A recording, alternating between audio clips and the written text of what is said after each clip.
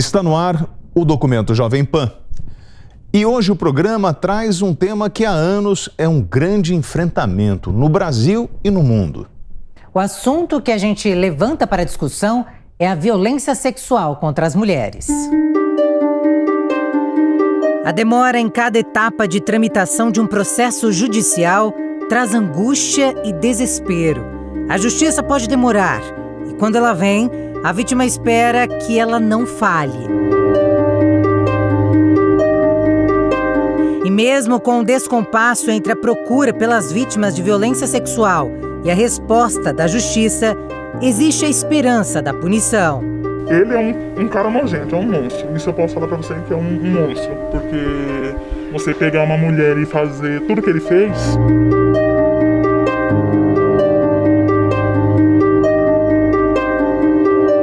Mulheres vítimas de violência sexual. Um cenário que cresce no Brasil de forma desenfreada e que cada vez mais cala a voz de quem pede por ajuda. A gente sente uma carne, aonde o lobo vai te pegar, aonde o lobo vai devorar você.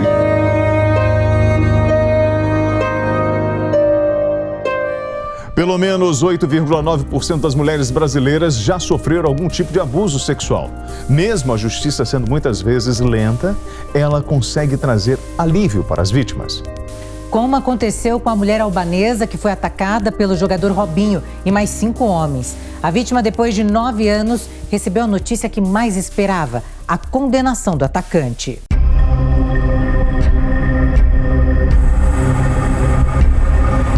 Muitas mulheres preferem se fechar para o mundo e amargurar o trauma. Sozinhas, tentam viver com as dores de um ato que viola os direitos humanos. Outras vão em busca de justiça, custe o que custar. E a justiça chega para muitas. Depois de 9 anos, o atacante Robinho e seu amigo Ricardo Falco foram condenados em última instância por violência sexual de grupo, em uma boate em Milão, no norte do país. Na época, Robinho usou o canal oficial do Santos Futebol Clube para se defender. Venho aqui me pronunciar pela primeira e última vez sobre esse assunto, em respeito à minha família, em respeito a todas as pessoas que gostam de mim. Hoje acordei com uma notícia muito triste e mentirosa, que me deixou profundamente revoltado, sobre um site que eu me envolvi com garota que eu não sei quem é, não conheço, desconheço qualquer informação desse calão. Quem me conhece sabe da minha índole, sabe do meu caráter. E graças a Deus tenho uma família abençoada, tenho esposa, tenho filhos e tenho milhões de crianças que se espelham em mim. E fiquei muito triste, muito revoltado com essa notícia. Então espero que os meios de comunicações tenham responsabilidade em publicar qualquer tipo de notícia, porque os meus advogados sabem que qualquer informação que for mentirosa, eles vão tomar as medidas cabíveis. E venho aqui também agradecer aos torcedores de todos os lugares que sempre me mandaram mensagens carinhosas, em especial, claro, os torcedores do Santos. E mesmo com essa notícia mentirosa e eu ficando muito revoltado, eu acho que isso não vai tirar o meu foco do Santos Futebol Clube e no meu bom momento aqui no clube. Obrigado. Robinho foi condenado pela justiça italiana, mas dificilmente irá para o país europeu, já que a Constituição veta a extradição de brasileiros. O atleta, porém, pode cumprir a sentença no Brasil, como explica este advogado criminalista. Não há possibilidade da extradição de um brasileiro nato. Contudo, caso o Robinho decida viajar para outro país e este outro país seja signatário de um tratado com a Itália, é possível que ele seja preso pela Interpol ou até pelas autoridades policiais deste país e depois encaminhado deste país para a Itália. Caso isso não aconteça, há a possibilidade, em virtude do artigo 9º do Código Penal, do cumprimento da pena imposta no estrangeiro aqui no Brasil. A vítima, na época, tinha 23 anos. Tudo aconteceu na madrugada de 22 de janeiro de 2013.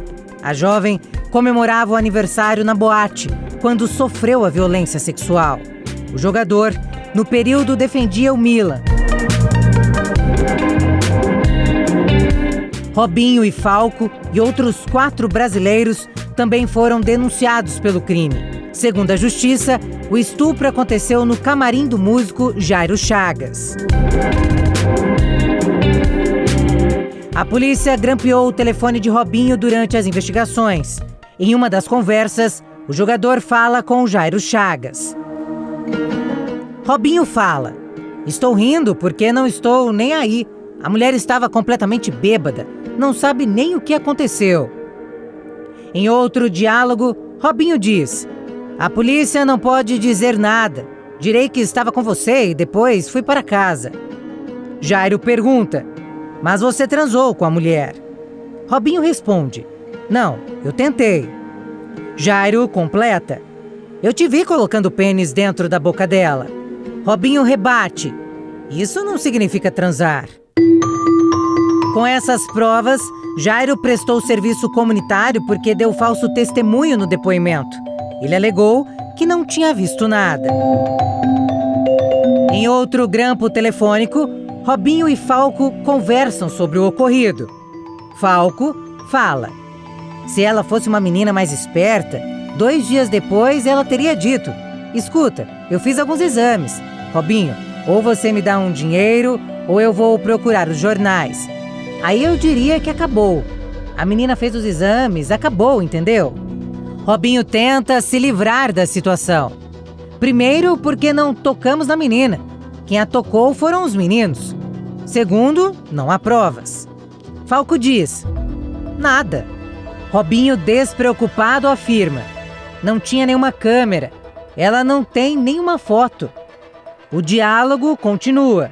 Falco se mostra aliviado. "A minha única preocupação é que se tivessem câmeras, porque se tivessem câmeras, elas teriam gravado que eu estava transando com a garota.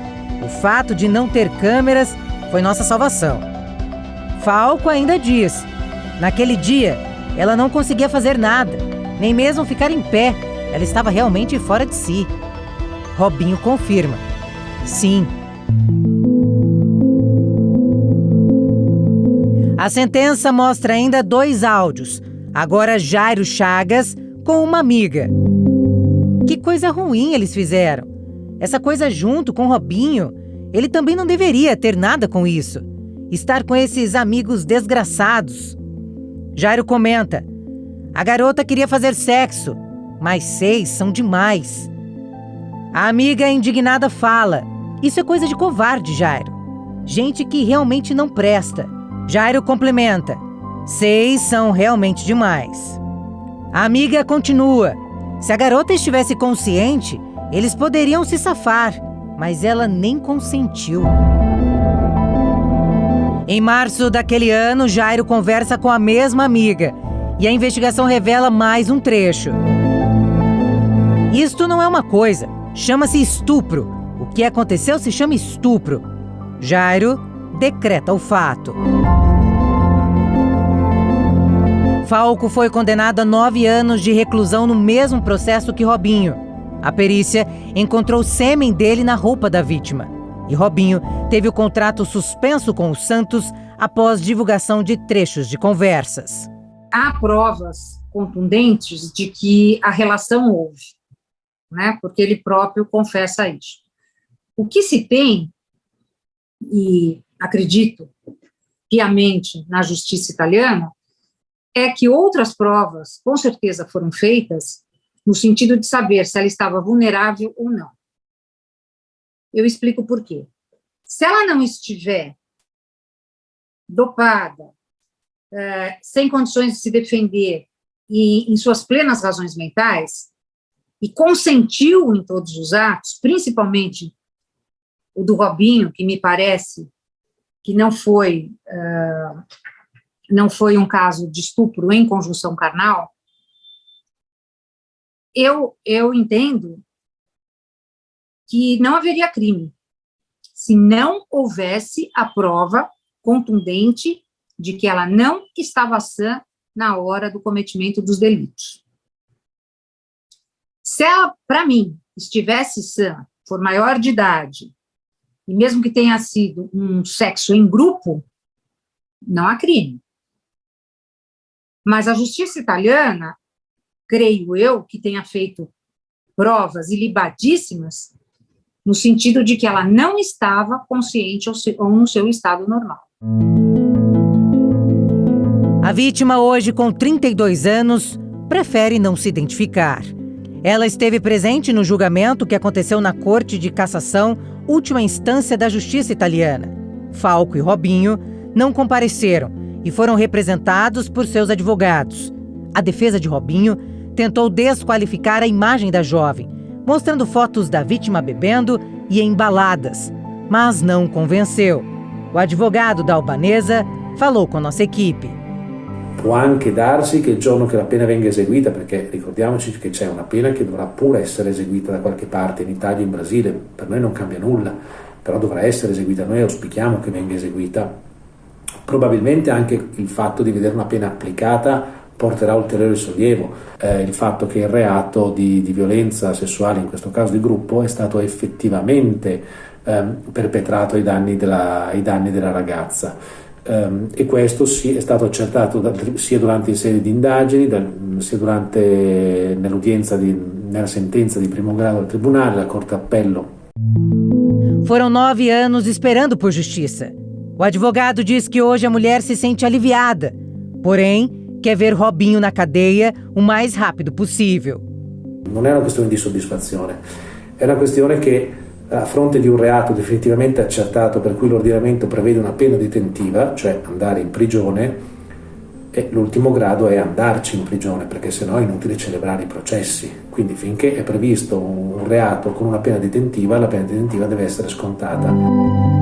Ele fala ainda que a cliente nunca desistiu de ver a justiça acontecer.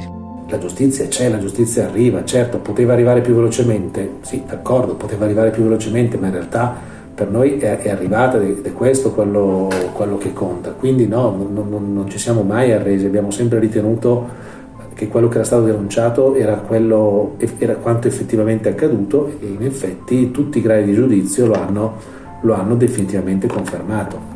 Jacopo traz recado da vítima para todas as mulheres. Il silenzio non porta a nulla, il silenzio fa soltanto subire un'ulteriore violenza e che poi rimarrebbe dentro, e soprattutto forse il ragionamento che tante donne devono fare è che quando avvengono questi fatti non sono loro le colpevoli, ma loro sono le vittime, non devono sentirsi colpevoli di qualcosa, sporche o negative, sono le vittime, i colpevoli sono altri e i colpevoli devono rispondere alla giustizia. Mas muitas mulheres ainda temem denunciar. A maior dificuldade para as vítimas em denunciar é o julgamento, em que muitas são estabelecidas ali no momento da denúncia, considerando que muitas vezes são julgadas pelo tamanho da sua roupa, pelo seu comportamento, por onde estavam, até mesmo pela sua companhia, e isso afasta as mulheres da denúncia. Não por acaso, os casos de violência sexual são subnotificados, em que 90% das vítimas não fazem a denúncia. Muitos dos casos não são levados à justiça, não são levados à autoridade policial, não são levados ao Ministério Público por vergonha, por medo também de quem pratica o abuso. Então, nós temos uma pequena parte sendo denunciada, muitas vezes acobertado pelas próprias mães, acobertado pelos pais, pelos avós. Existe um interesse atrás disso, que é sempre de proteger o criminoso, porque algum laço familiar ainda há. Aos poucos, outras denúncias vão aparecendo e chegando ao conhecimento de autoridades. Outro caso que chama a atenção aconteceu no Rio de Janeiro. Este ano, o Ministério Público denunciou o preparador de elenco Sérgio Luiz Pena por crime sexual contra 4 alunas de cursos de expressão artística. A importunação sexual contra as vítimas aconteceu em aulas, na Barra da Tijuca e em Copacabana, nos anos de 2016 e 2019. De acordo com o delegado do caso, Sérgio Luiz Pena foi indiciado pelos crimes de estupro, violação sexual mediante fraude, assédio sexual e importunação sexual. O caso está em segredo de justiça. delegado Felipe Santoro confirmou que cerca de 30 mulheres são estimadas como vítimas de Sérgio. Nos últimos 4 meses, 18 delas foram ouvidas. Segundo a denúncia, o preparador de elenco abusava do toque corporal, com abraços e beijos na boca ou nas bochechas das mulheres, justificando a ação na metodologia de ensino. Não tem perfil. O aliciador, normalmente, é um cara normal, um cara quieto, que vive na sua, não é um cara que tem fama de bandido. Pelo contrário, quando você fica sabendo, né, quando a família fica sabendo, até toma um susto. Nós falamos em abusadores pais, nós falamos em abusadores padrastos, nós falamos em abusadores tios que pegam as crianças para passear. São pessoas, entre aspas, boas. São pessoas da nossa confiança e que nós nunca reparamos que são estes os maiores canalhas, os maiores indivíduos que provocam traumas para sempre, né, nas suas vítimas.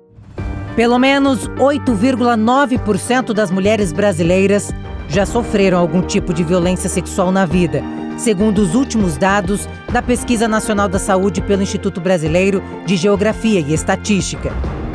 E com base nas respostas das entrevistadas, o estudo estima que 9,4 milhões de pessoas de 18 anos ou mais idade foram vítimas de algum episódio de violência sexual em algum momento da vida.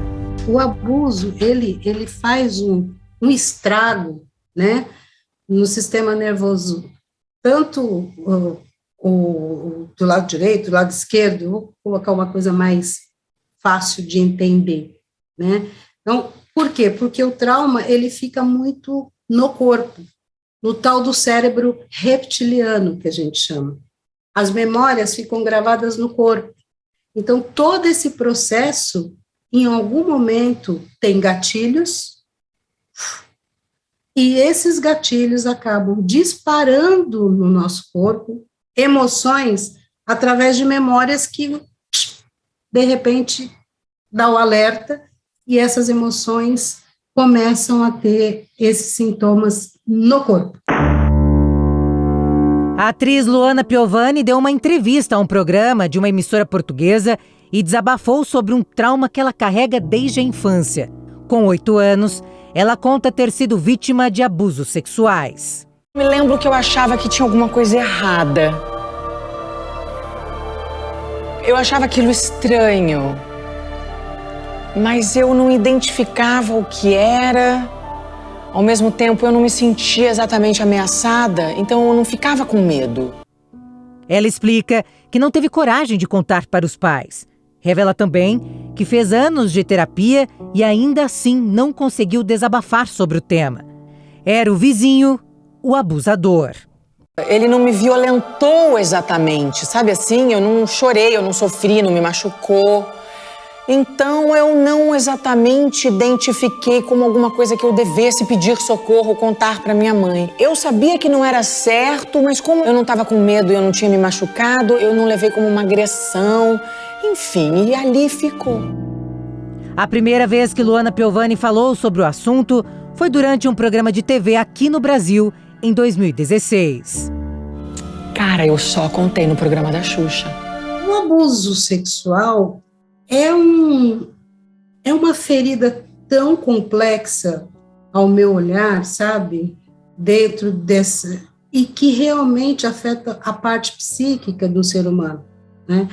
Então, assim, é um trauma muito complexo. A gente chama de um trauma complexo, porque é uma ferida muito grande.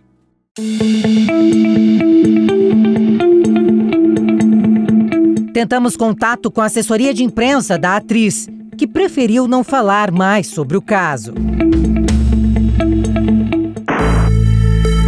Famosas ou pessoas que vivem no anonimato. Todas enfrentam duras sequelas da violência sexual. Essa mulher não terá a identidade revelada. Vamos chamá-la de Isabel. A dona de casa carrega uma história triste. Foi quando tinha 13 anos e morava em Juquitiba que a infância foi interrompida. Eu nunca tive contato com ninguém, que nem eu falei pra você. Meu pai não deixava eu sair pra rua, pra canto nenhum. Eu era muito presa. Eu ficava preso dentro de casa, eu não podia sair pra canto nenhum. Meu pai não deixava. Tinha que ficar só ali, naquele mundinho do sítio.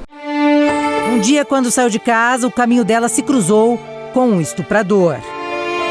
Minha madrasta uma vez falou pra mim comprar uma borracha e um lápis pro meu irmão de criação. Aí eu peguei e fui comprar o lápis e a borracha. Só que nessa que eu tava descendo pra comprar o lápis e a borracha, veio um cara de cavalo.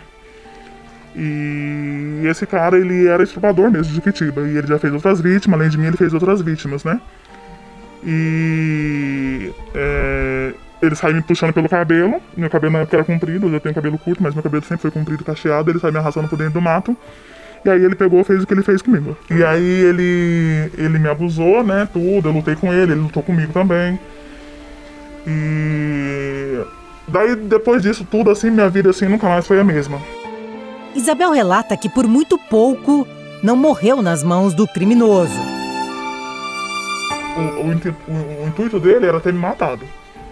Porque ele pegou no meu pescoço, né? E eu também fui pra cima dele, que eu não ia deixar o cara me matar, né? Eu numa mata fechada, o cavalo lá parado, amarrado, e ele fazendo o que ele tava fazendo comigo. Aí eu fui no médico, né? Fiz os exames pra saber se eu tava grávida, se eu não tava com um HIV, porque ele era soro positivo. Graças a Deus eu não fui contaminada, mas ele tinha soro positivo, ele tem, porque ele não morreu, ele tá preso, mas ele é soro positivo e graças a Deus eu não fui contraída com o vírus. Depois do estupro, a vida da dona de casa se transformou. Os dias se tornaram cinzas e obscuros. Eu guardo muita coisa de infância, inclusive isso. Eu carrego isso pra sempre comigo, entendeu? E assim, às vezes eu dou uma risada, tento mostrar uma felicidade que dentro de mim não existe, né? Mas a vida é assim. A gente passa por os apertos da gente, toda hora a gente cai, toda hora a gente levanta, né? Queria ter uma vida melhor, eu não tenho. Vocês estão vendo aqui meu espaço como é, tudo muito simples, né? Fiquei na rua jogada há muito tempo, depois disso tudo, né? Porque eu fui abusada e meu pai não correu comigo. Aí saí de casa, vivi por muitas coisas na rua, né? Dormi em praça, em bancos de hospitais, dentro de cemitérios que eu não tinha pra onde ir. Né? Hoje eu tô nesse canto aqui, um lugar que eu não queria estar, mas eu tô morando aqui por enquanto. Deus já proveu um outro lugar pra mim. E é isso. Ela não teve ajuda de ninguém. A falta de uma política efetiva no enfrentamento da violência sexual e no acolhimento das vítimas são problemas no Brasil. Nessa situação você tenta procurar uma segurança, procurar um respaldo, um apoio. Né? E eu não tive esse apoio, não tive esse respaldo, né? Não me senti segura, né?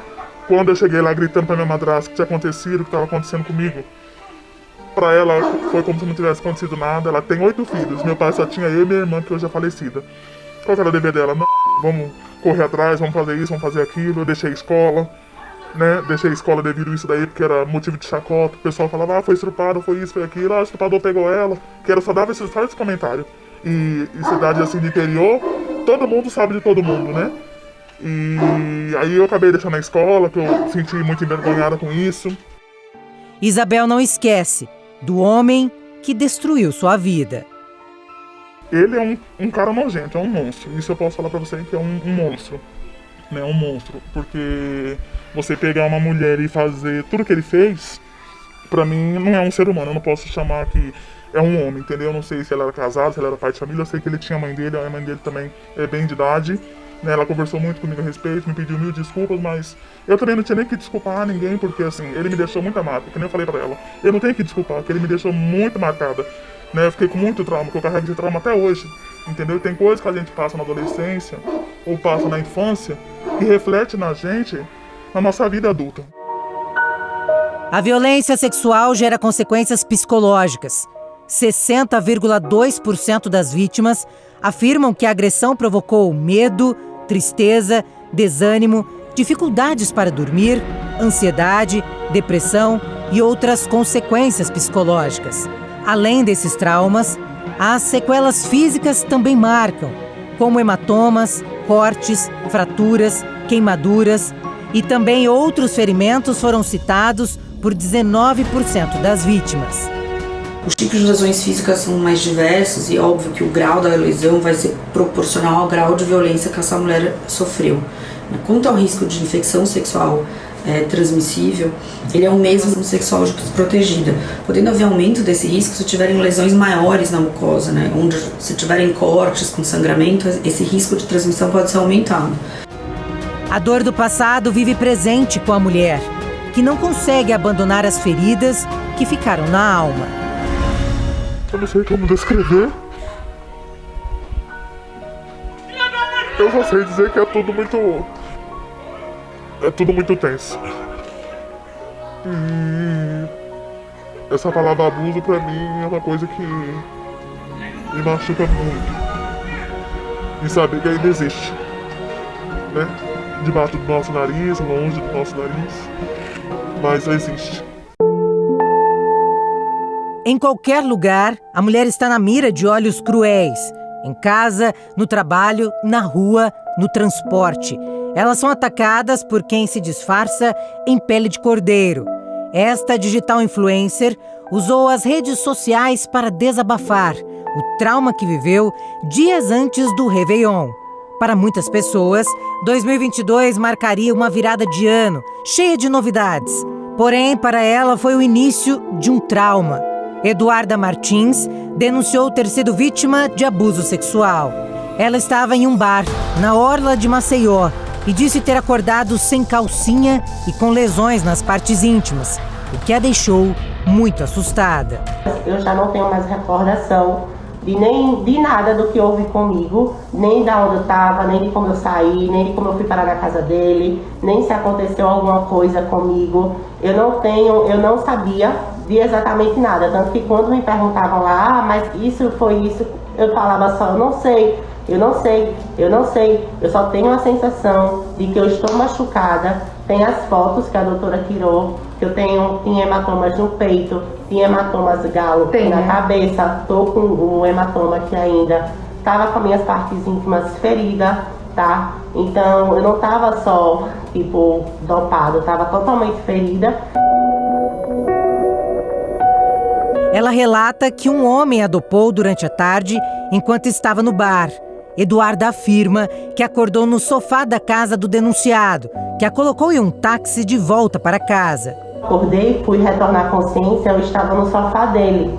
E nesse momento, eu nem tinha percebido que eu estava, sem calcinha, né? E foi aí que eu falei assim, o seguinte para ele: o meu celular, eu preciso do meu celular, porque é o meu objeto de trabalho. Como é que eu vou me sustentar? Como é que eu vou me alimentar se eu dependo, apenas do meu trabalho, das minhas vendas que eu faço aqui através do grupo do WhatsApp?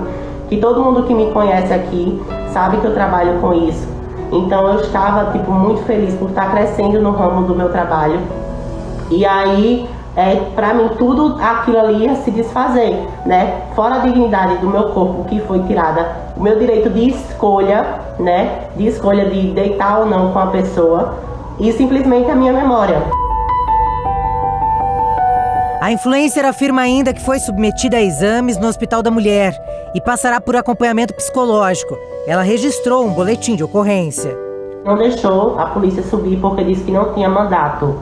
Que inclusive ele disse que não estava lá, era um amigo dele que estava lá. Ele disse que por não ter mandato não iria deixar subir. O abuso sexual ganha espaço também na internet e entra na mira da polícia. A violência contra as mulheres vem de homens que estão por trás de uma tela de computador ou celular. Temos como exemplo a jornalista paranaense Rose Leonel. Ela teve fotos íntimas vendidas pelo ex-namorado, depois que ameaçou terminar o relacionamento. O homem, que já foi condenado pela justiça a indenizá-la, recorre da decisão. Na época, o ex se passou por Rose e, por e-mails enviados para amigos e contatos profissionais, fez parecer que ela se oferecia como prostituta. Rose perdeu o emprego e parou de sair de casa. Depois da experiência traumática, ela fundou uma ONG para ajudar mulheres que passaram pela mesma situação. Segundo os especialistas, a consequência psicológica de um abuso virtual é similar à de uma violência física. Sentimento de humilhação, angústia, raiva de si e do agressor, medo, culpa e até síndrome do pânico e depressão. Se você propõe um tratamento e se a pessoa aceita um tratamento, o trauma, ele não vai desaparecer, mas ela vai lidar de uma forma diferente com isso. Ele pode diluir as sensações, porque, como eu lhe disse, o trauma, ele traz sempre uma imagem, ele sempre traz uma crença negativa muito forte, ele sempre traz as sensações corporais muito fortes. Então, se você acaba trabalhando de uma forma que você, junto com esse seu paciente, vai trabalhando todas essas situações que ele trouxer, né, vai diluir. E ele vai viver, como eu disse a você, vai dar respostas novas para situações velhas, e ele vai seguir em frente. A vítima de violência sexual é resultado de um cenário de desigualdade de gênero, porque ela afeta de maneira muito mais profunda a vida de meninas e mulheres. A gente vive numa cultura onde a mulher foi e ainda é vista como algo que pode ser apropriado, né, pelo masculino. E a construção da cultura social, onde a mulher deve sempre cumprir com regras, expectativas sociais e de submissão ao masculino, tem muita relação com isso. Você não precisa aceitar ser abusada sexualmente, seja lá dentro da sua casa, pelo seu marido, seja pelo seu pai, seja pelo seu irmão, pelo seu tio, seja por quem for. A gente não pode se calar.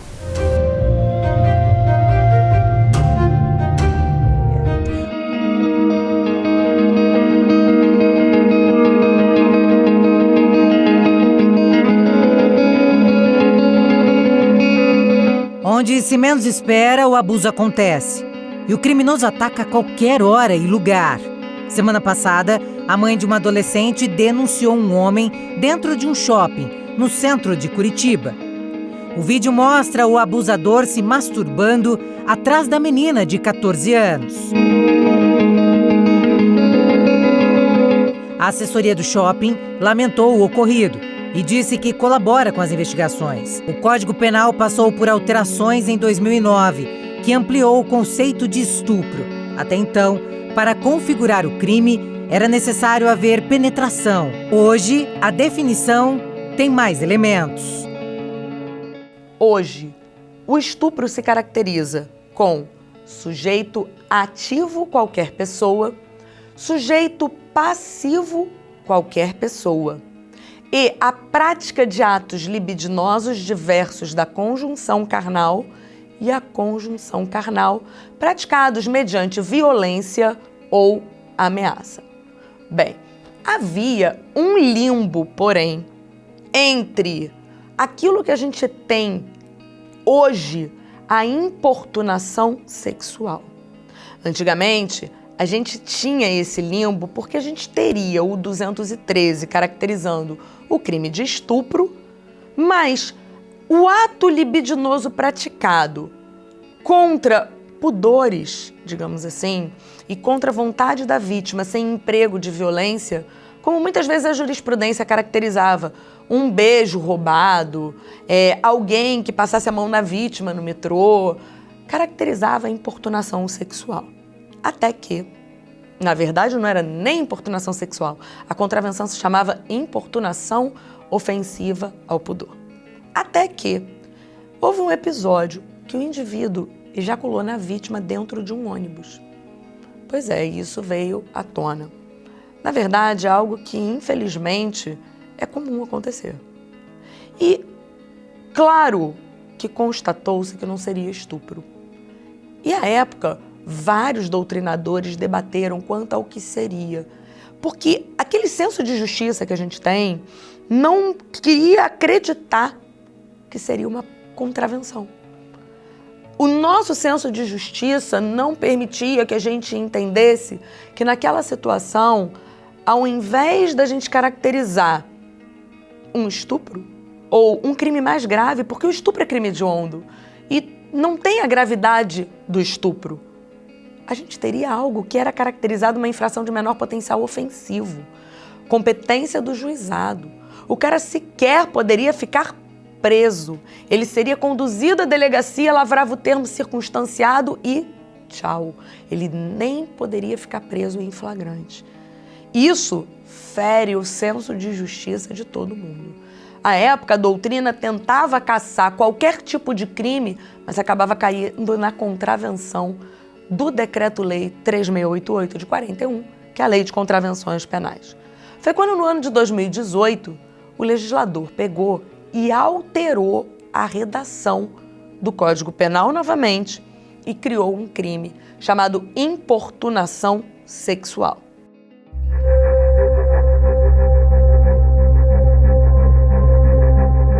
No transporte público também as mulheres sofrem abusos diários. No metrô, trem e ônibus, os ataques sempre acontecem. Segundo pesquisa realizada pelo Instituto Locomotiva, a importunação e assédio sexual são os principais motivos de insegurança das mulheres. 7 em cada 10 entrevistadas disseram ter passado por episódios de importunação ou assédio sexual. Uma triste realidade que infelizmente atinge as mulheres cotidianamente. Atinge quando vai andar de ônibus, quando vai na rua, quando recebe um assobio no caminho para o trabalho. Esse machismo que é estrutural na sociedade brasileira, onde o homem se sente no direito de violar o corpo ou a atenção da mulher, acaba trazendo prejuízos muito sérios. A importunação sexual, ela não é tão grave quanto o crime de estupro, mas ela também não é tão leve quanto a importunação ofensiva ao pudor, então revogada por essa lei em 2018. Então hoje, o que a gente tem? O estupro se caracteriza pela prática de atos libidinosos diversos da conjunção carnal e conjunção carnal, praticados mediante violência ou ameaça. Atenção, porque essa violência é uma violência real. Violência real se caracteriza pela prática de lesões corporais. Não entra no estupro. Por quê? Porque eu não tenho a prática mediante violência ou ameaça. Então a gente tem o 215A, que é a importunação sexual. Quem é a importunação sexual?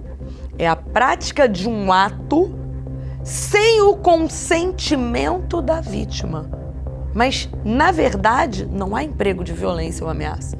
Então, hoje, a gente tem aquela antiga contravenção prevista como um crime.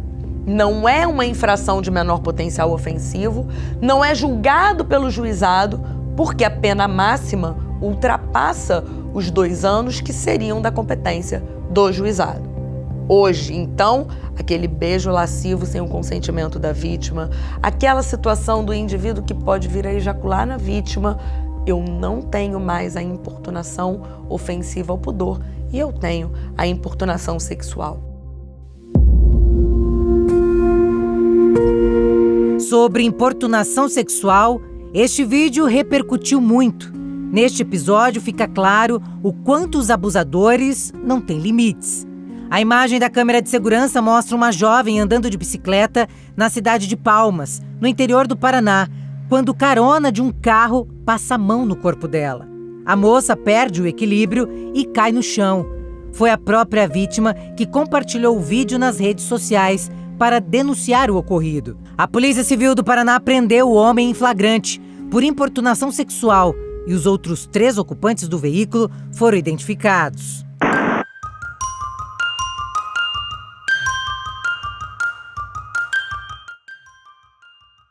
Ainda sobre os dados da pesquisa Locomotiva, 83% das entrevistadas já foram vítimas de episódios violentos enquanto se deslocavam. Dessas, 24% não contaram a amigos e familiares. 53% disseram ter ficado abaladas psicologicamente e 67% acabaram mudando alguns hábitos e comportamentos. Apenas 27% afirmaram já ter reagido a alguma situação do tipo. Mulheres que muitas vezes não têm condições de trabalhar até mais tarde, com o risco de sofrer alguma violência quando volta para casa. traz como prejuízo uma constante desqualificação no mercado profissional. O machismo prejudica até as relações de amor dentro da família, onde o homem muitas vezes com ciúme, o homem muitas vezes enxergando que a mulher é uma posse sua, comete violência. O combate à violência contra a mulher não depende apenas das mulheres. Essa é uma questão civilizatória. É o princípio básico de que todos têm que ter as mesmas oportunidades. E uma mulher que tem a dificuldade da violência toda vez que vai para o trabalho, uma mulher que sofre assédio nos meios de transportes, uma mulher que é vítima dessa sociedade machista, obviamente acaba tendo que ultrapassar muitas barreiras a mais do que os homens para obter o mesmo sucesso profissional. São vítimas muitas vezes invisíveis na sociedade. Mulheres que lutam contra uma dura realidade. A pessoa que é abusada, ela tem um segredo com ela mesma. Então, o primeiro passo é ela entender que ela tem realmente uma situação que ela pode pedir ajuda. E só ela vai dar essa permissão. Não é culpa da mulher. Que ela não tem que se sentir envergonhada e que a gente deve acolher. Eu já atendi vítimas de violência, tanto no meu consultório quanto em serviço público, e eu acho que o mais difícil mesmo é a gente conseguir curar a alma, né? Realmente a parte emocional. Mas fica, acho que mesmo o reforço de que o mais importante é que procurem ajuda. O relato que você acompanha agora é de uma longa história de violência sexual. É uma luta, porque você não esquece. Qualquer coisa que acontecer dentro de uma sala de aula, ou dentro de uma faculdade, ou dentro de um lugar que você esteja, vai te trazer todas essas lembranças. Até mesmo tem ocasiões que você sente o cheiro do seu violentador ali perto de você. E você não esquece cada detalhe. Esta mulher foi atacada pela primeira vez aos 5 anos de idade. A primeira violência sexual que eu sofri foi quando eu tinha 5 anos. O irmão da minha mãe, ele fazia umas brincadeiras de jogar a gente pra cima. E quando chegava perto das partes íntimas dele, ele abria minha perna. Eu achava que era uma brincadeira normal, porque eu só tinha 5 anos. E ele toda vez, ele fazia essa brincadeira. Aí um dia eu falei pra ele que eu não queria mais que ele brincasse daquele jeito comigo. Aí ele falou que a brincadeira ia ser outra. E aí eu, na minha inocência, eu perguntei: tio, qual vai ser? Aí ele falou: amanhã você fica sabendo. Eu falei: tá bom. Quando criança, ela acreditava que eram apenas brincadeiras com o tio. Mas a partir dali, começou o pesadelo. Essa promotora diz que existem muitos obstáculos para a vítima começar a expressar o problema. As vítimas tendem a suportar, às vezes por anos, um histórico de abusos até conseguir romper com o silêncio e buscar ajuda. Existem inúmeros fatores que contribuem para essa subnotificação. No caso de crianças e adolescentes, às vezes a falta de consciência de que aquele comportamento violento não é natural, que não é carinho, que não é zelo, cuidado, mas que é efetivamente um abuso. Às vezes o medo, a vergonha, o sentimento de culpa, que até mesmo crianças e adolescentes ficam nesse momento, contribuem para o silêncio. Sem falar da falta de amparo, de acolhimento, de compreensão por parte dos adultos que deveriam acolher, orientar. Você lembra daquela brincadeira que a gente ia mudar? Hoje chegou um dia Aí eu falei, tá bom então, qual é a brincadeira? Aí ele falou, senta aqui na minha cama. Aí eu sentei. Aí ele tampou a minha boca. E ele começou a me violentar dentro do quarto. E eu gritei minha avó. E minha avó não ouvia. Aí antes de eu sair do quarto, ele falou que se eu contasse pra minha mãe, ele ia matar minha mãe, queria matar meus irmãos. E eu não contei nada. A mulher conta que na época se escondeu embaixo da cama. Estava muito machucada. Brenda, como vamos identificá-la, diz que a mãe a encontrou e a levou para o hospital. Quando ela me tirou debaixo da cama, eu já estava toda machucada. Eu estava muito machucada e ela perguntou o que foi. Eu disse que não era nada. E quando ela me puxou de vez debaixo da cama, e ela viu que eu estava toda ensanguentada. E foi quando ela me levou para o hospital. E chegou lá, um médico, ele falou para ela o que tinha acontecido. E a minha mãe não pôde fazer nada para me ajudar. Apenas a mãe acreditava no que tinha acontecido. O resto da família desconfiava de Brenda. A minha avó e meus tios não acreditavam no que estava acontecendo. Falou que era tudo mentira. A minha mãe acreditou porque teve uns exames, tudo constando o que estava acontecendo. Mas eu falava para minha mãe das brincadeiras que ele estava fazendo comigo e eu falava que eu não gostava. Aí minha mãe falava que não era nada demais, era só brincadeira de tio com o sobrinho, como ele fazia com a minha prima também. A vítima revela que a mãe, para tentar protegê-la, a deixou morando com o pai.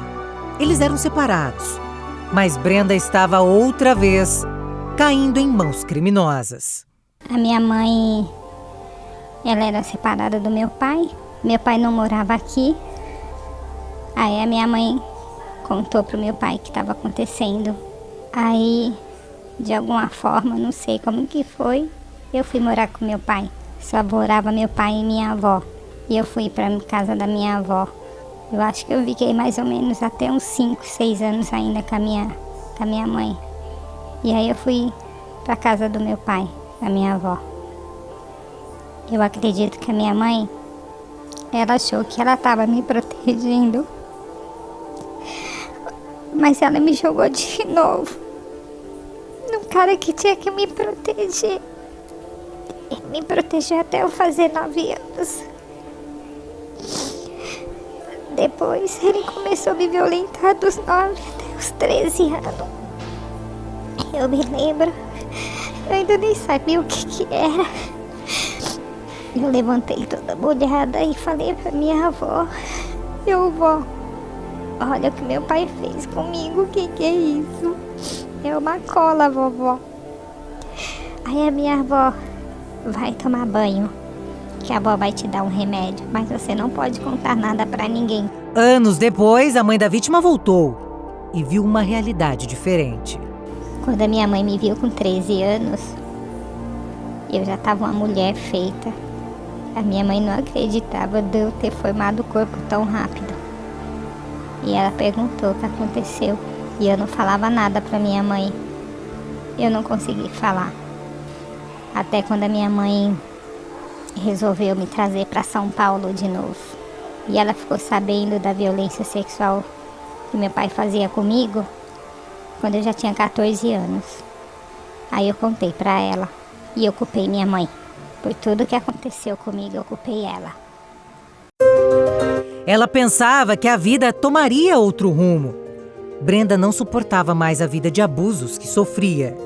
Mas o que parecia ter fim se repetiu por várias vezes. Porque a própria violência, ela vem dentro da sua família. Enquanto a minha mãe conhecia pessoas e botava dentro de casa depois que ela me trouxe do Rio, eu sofri mais uma violência sexual. Porque o próprio marido da minha mãe tinha me levado para um delegado me estuprar dentro da cadeia. Eu nunca esqueci o nome dele. Nem sei se ele é vivo. Mas eu culpei ela o tempo inteiro. Nunca deixei de culpar. A vítima teve uma vida de abusos. Nunca conseguiu superar os traumas. Falar sobre o que passou é contar a história dela e de tantas outras mulheres. A garotinha que sonhava em viver um conto de fadas viveu um filme de terror quando criança. A gente se sente uma carne, aonde o lobo vai te pegar. Aonde o lobo vai devorar você e você não tem como gritar. Infelizmente, é um crime longe de ter fim. Somente uma parcela dos casos de abuso sexual, incluindo os assédios, chega ao conhecimento dos órgãos responsáveis pelas investigações. A conscientização sobre a necessidade de denunciar é fundamental para que mais agressores sejam punidos. Quando uma mulher toma coragem, outras se fortalecem e também buscam justiça. Foi o que aconteceu com o médico ginecologista e obstetra Renato Calil. Ele foi acusado de violência obstétrica, assédio moral e abuso sexual. O nome do médico apareceu primeiro depois de vazar áudios da influenciadora Chantal Verdelho, narrando a conduta do médico no parto de sua segunda filha. Não dá para assistir o vídeo. Ele me xinga o parto inteiro. As 2 únicas horas que ele ficou no trabalho de parto, ele me xinga o trabalho de parto inteiro. Ele fala, porra, faz força, porra, filha da mãe, ela não faz força direito, que ódio. Não se mexe, porra. Os vídeos são bem ruins de ver. Quando eu mostrei o vídeo pra minha mãe, pra minha terapeuta, todo mundo chorou assim, tipo, nossa, que show de horror. E aí tem no vídeo ele me rasgando com a mão. A bebê não tava nem com a cabeça lá ainda, não tinha a menor necessidade dele fazer isso. Era só pra eu ficar realmente arrebentada depois e falar, você tinha razão, deveria ter feito a episiotomia. Ele chamou meu marido, falou assim, olha aqui, ó, toda arrebentada, vou ter que dar um monte de ponto aqui na dela, tá vendo? Ele falava de um jeito, tipo assim, tipo, olha aí, ó, onde você faz sexo, tá tudo entendeu? Porque não quis episiotomia. Ele não tinha que mostrar isso pro Matheus. Isso é uma intimidade minha. Ele nem sabe se eu tenho essa tamanha intimidade com meu marido. Tem gente que não tem. Tem gente que não aparece tirando leite na frente do marido. Quem dirá, tipo, mostrando cortada, sabe? Enfim, foram várias posturas dele muito ruins. Esse é um assunto que me constrange, é um assunto íntimo, é um assunto que era pra ser íntimo, não era pra ter saído do âmbito, né, familiar das minhas amigas mais próximas. E que envolve a minha filha e o rostinho dela em todas as notícias. Após o episódio, outras ex-pacientes resolveram quebrar o silêncio. As mulheres alegam ter sofrido abuso sexual e assédio moral do ginecologista durante partos. Uma ex-funcionária diz ter sido abusada sexualmente pelo médico na casa dele. O especialista também carrega uma acusação da prática do crime em 1991. A mulher tinha medo de denunciá-lo, até ver o depoimento de outras vítimas. A maior dificuldade para as vítimas em denunciar é o julgamento, em que muitas são estabelecidas ali no momento da denúncia, considerando que muitas vezes são julgadas pelo tamanho da sua roupa, pelo seu comportamento, por onde estavam, até mesmo pela sua companhia, e isso afasta as mulheres da denúncia. Não por acaso os casos de violência sexual são subnotificados, em que 90% das vítimas não fazem a denúncia. Então é importante ter esse acolhimento, esse não julgamento, para que as vítimas não tenham que provar a sua palavra a todo tempo e sejam colocadas no banco dos réus.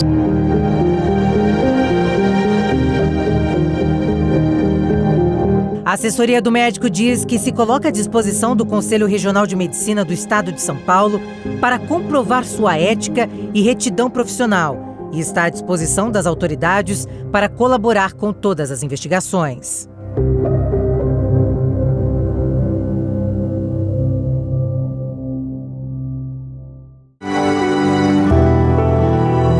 Cada lágrima derramada, uma profunda dor do que é difícil de aceitar e levar pela vida. Os medos e os traumas vem no corpo e na memória de quem não suporta a própria história de vida. Culpar a pessoa que foi vítima só aumenta o sofrimento e não ajuda na diminuição dos crimes contra a dignidade. Políticas de enfrentamento e acolhimento ainda são um caminho dos sonhos para quem grita por ajuda.